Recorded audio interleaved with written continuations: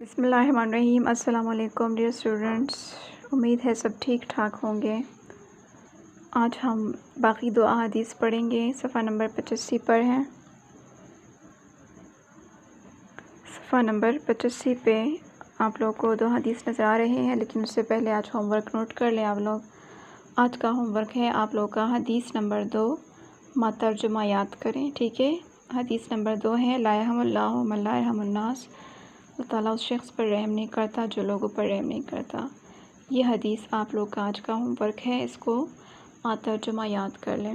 پھر اس کے بعد صفحہ نمبر 85 پر آتے ہیں اور نیو حدیث پڑھتے ہیں۔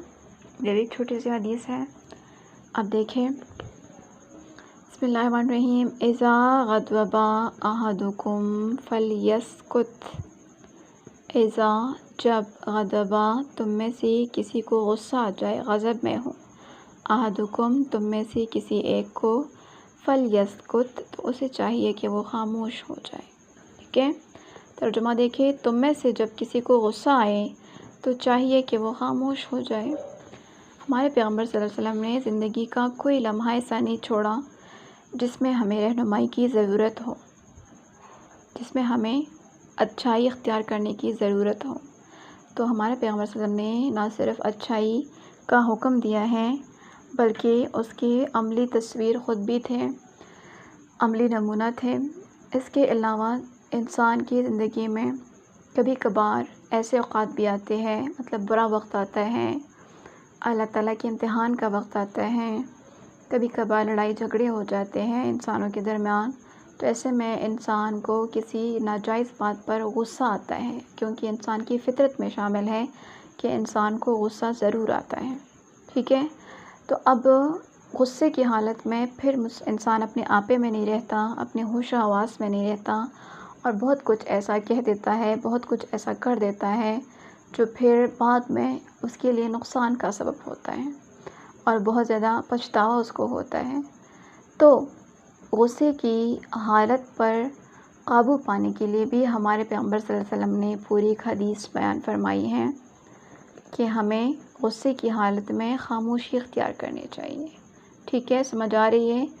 جس بندے کو تم میں سے، حضرت محمد صلی اللہ علیہ وسلم فرماتے ہیں کہ جس بندے کو تم میں سے غصہ آئے تو اسے اس وقت بولنے اور کوئی بھی کام کرنے سے خود کو کنٹرول کرنا چاہیے، بلکہ خاموشی سے کہیں سے بیٹھ جانا چاہیے یا پانی پینا چاہیے۔ پانی پی کر بھی انسان جو ہے کا غصہ ٹھنڈا ہو جاتا ہے اور وہ کوئی بھی ایسا برا کام کرنے سے جو ہے رہ جاتا ہے جو بعد میں اس کے لیے پچھتاوے کا سبب بنے، ٹھیک ہے؟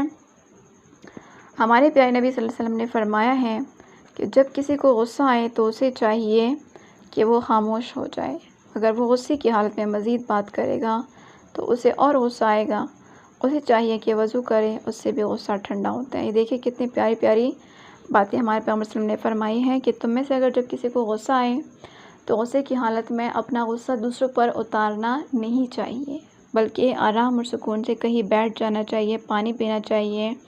مزید بات اگر وہ کرے گا دوسرے بندے کے ساتھ، وہ اس کے خلاف اور باتیں اس کے ساتھ کرے گا تو اس کی طبیعت کو اچھی نہیں لگے گی، تو اس طرح اس کا غصہ اتنا بڑھ جائے گا۔ بعض اوقات اس میں جو ہے تلوار اور ہتھیار بھی اٹھائے جاتے ہیں، اور کبھی کبھار جو ہے غصے کی حالت میں انسان سے کسی کی موت بھی واقع ہو جاتی ہے، جو کہ بہت ہی بڑا ظلم ہے، بہت ہی بڑا جرم ہے، بلکہ گناہ کبیرہ ہے کہ ہم کسی انسان کی جان لیں اپنے غصے کی حالت میں۔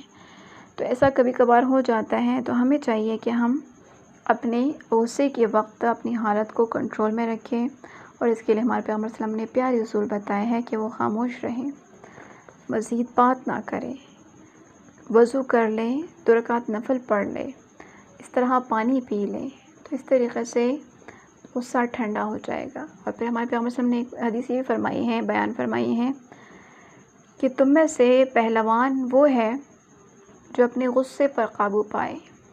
مطلب یہ نہیں ہے کہ پہلوان ہم کہتے ہیں ہٹے کٹے آدمی کو کہ بہت ہی جو ہے لوگوں کو پچھاڑتا ہو اور لوگوں کو مطلب مقابلے کی حالت میں ان کو ہراتا ہو، تو ہم ایسے بندے کو پہلوان کہتے ہیں۔ لیکن ہمارے پیغمبر صلی اللہ علیہ وسلم کے نزدیک وہ بندہ پہلوان نہیں ہے جو لوگوں کو پچھاڑتا ہے اور لوگوں کو ہراتا ہے، کیونکہ پہلوان ہمارے پیغمبر صلی اللہ علیہ وسلم نے اس بندے کو کہا ہے جو غصے کی حالت میں اپنے آپ پر کنٹرول کرے، غصے کی حالت میں ایسی باتیں نہ کرے، ایسے کام نہ کرے جو بات میں نقصان کا سبب بنے اس کے لیے۔ تو ایسا بندہ سب سے زیادہ پہلوان ہے جو خود کو قابو میں رکھے، اپنے غصے کو ہرائے، اپنے غصے کو پچھاڑے۔ تو ایسا بندہ پہلوان ہے، ہٹا کٹا اور مطلب مضبوط جسم کا مالک ہے، جو اپنی حالت کو جو ہے غصے کے وقت قابو میں رکھے، ٹھیک ہے۔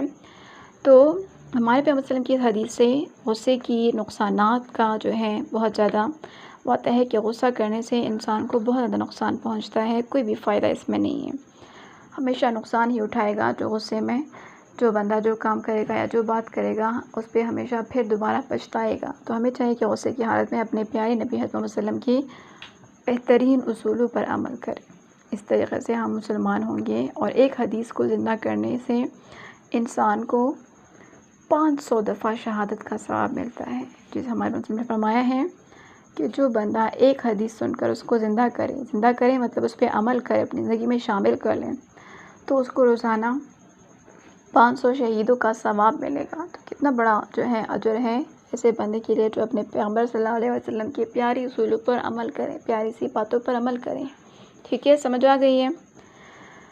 دوسری حدیث پر دیکھیں، بسم اللہ الرحمن الرحیم، انا خاتم النبیین لا نبی بعدی۔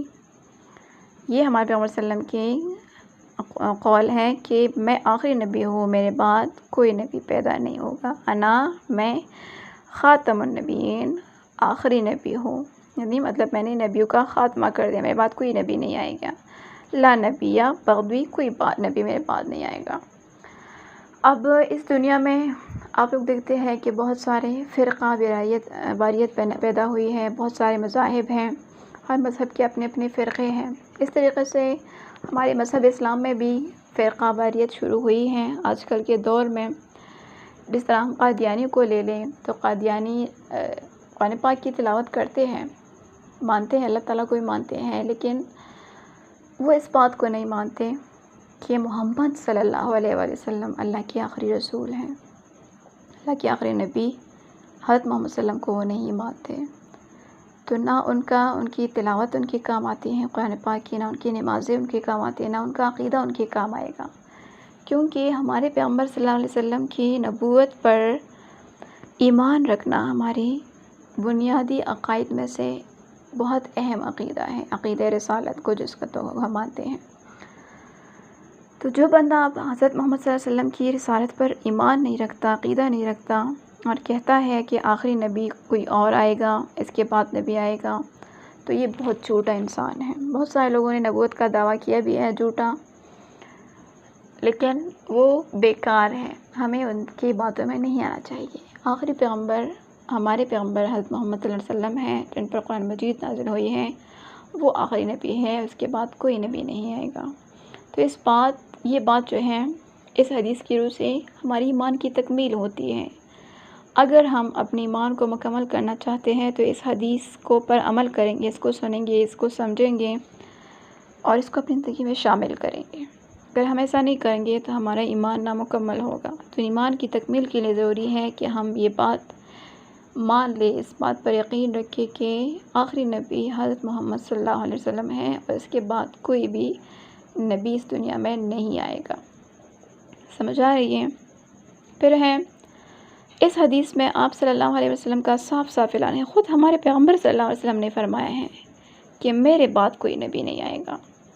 تو صاف صاف اعلان ہو چکا ہے، تو اس کے بعد جب نبی کی بات کبھی جھوٹی ہو ہی نہیں سکتی۔ جب نبی خود کہہ رہا ہے کہ میرے بعد کوئی نبی نہیں ہے، تو کیوں کر ہم کہہ سکتے ہیں کہ ہمارے پیغمبر صلی اللہ علیہ وسلم کے بعد نعوذ باللہ کوئی دوسرا نبی آئے گا۔ تو جب حدیث میں آپ صلی اللہ علیہ وسلم کا صاف صاف اعلان ہے کہ میرے بعد کوئی نبی نہیں آئے گا، جو بھی میرے بعد نبوت کا دعویٰ کرے وہ شخص جھوٹا ہوگا۔ ایسا بندہ جو کہے گا کہ نعوذ باللہ میں اللہ کا رسول ہوں، میں آخری نبی ہوں، اور میں جو ہے اللہ کے پیغامات آپ کو دوں گا، وہ ان کے پیغامات، ان کے احکامات سارے جھوٹے ہوں گے، ان کی باتوں میں ہمیں نہیں آنا چاہیے۔ بہت سارے فتنے آئیں گے قیامت کے قریب زمانے میں، دجال کا فتنہ آئے گا، یاجوج ماجوج کا فتنہ آئے گا، بہت سارے فتنے آئیں گے۔ اور ہمارے پیغمبر صلی اللہ علیہ وسلم کی وصال کے بعد بھی آئے تھے۔ مسلمہ کذاب ایک جھوٹا انسان تھا جس نے کہا تھا، دعویٰ کیا تھا کہ میں آخری نبی ہوں، تو وہ سارے جھوٹے ہیں، ان کا کوئی نام و نشان بھی نہیں ہے تو صرف اور صرف ہمارے پیارے نبی حضرت محمد صلی اللہ علیہ وسلم کا ہے. ان کی باتیں آج تک ہمارے پاس محفوظ ہیں.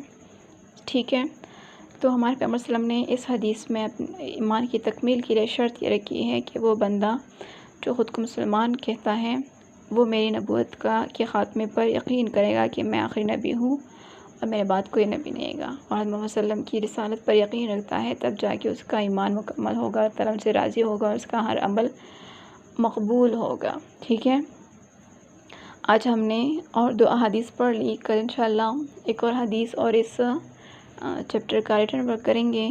آج کے اتنا کافی ہے. اللہ حافظ.